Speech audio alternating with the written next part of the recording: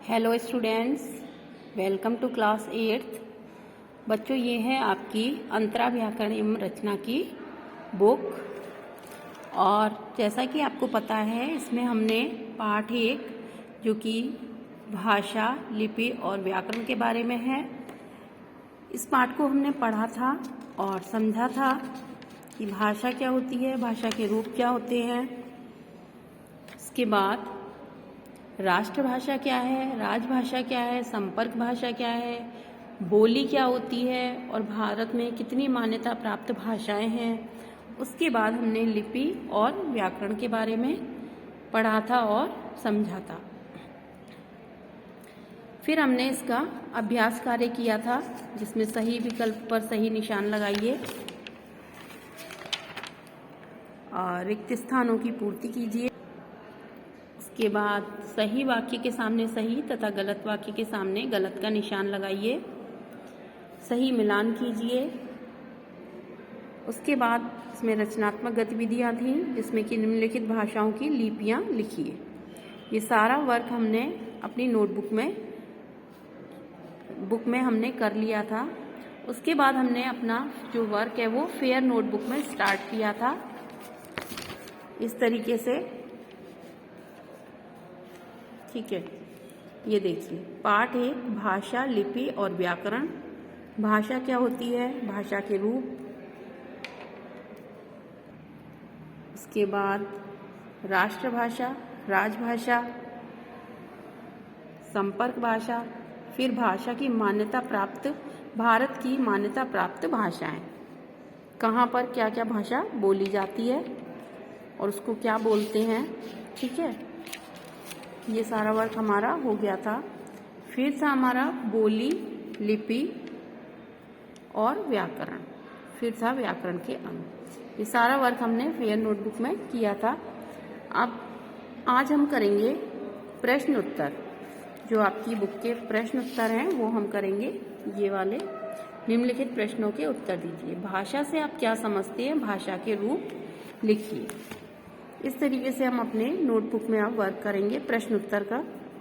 निम्नलिखित प्रश्नों के उत्तर दीजिए।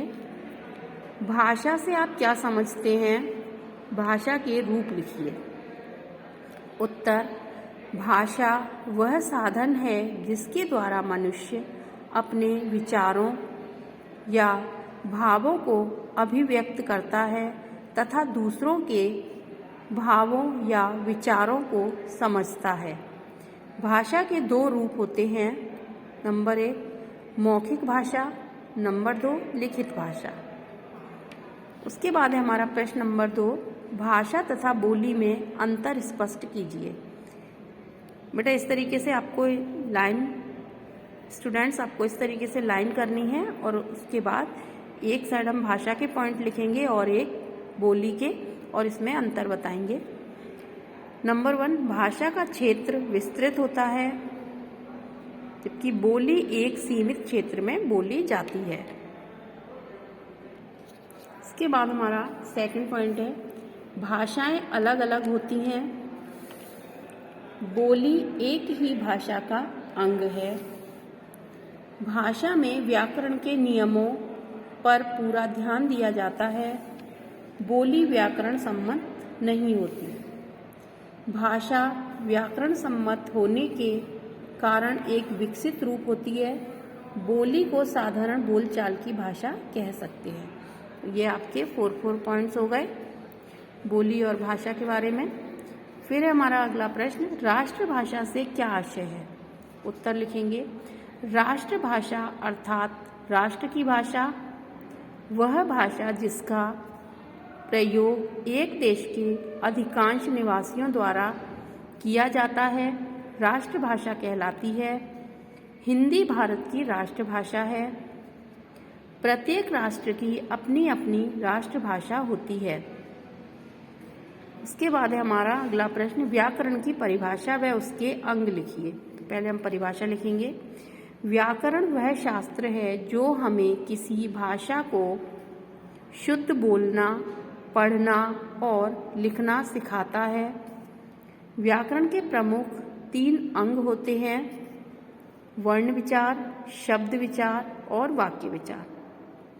इस तरीके से बेटा स्टूडेंट्स हमारा जो ये वर्क है वो कंप्लीट हो गया और पार्ट 1 समाप्त। जो कि हम जब पार्ट हमारा हो जाता है, पूरा कंप्लीट हो जाता है, तो उसके नीचे हमें लिख देना चाहिए कि पार्ट 1 समाप्त।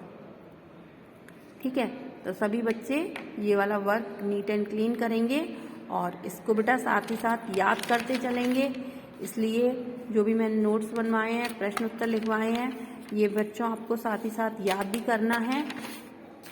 ओके, चलिए ओके बच्चों, बाय।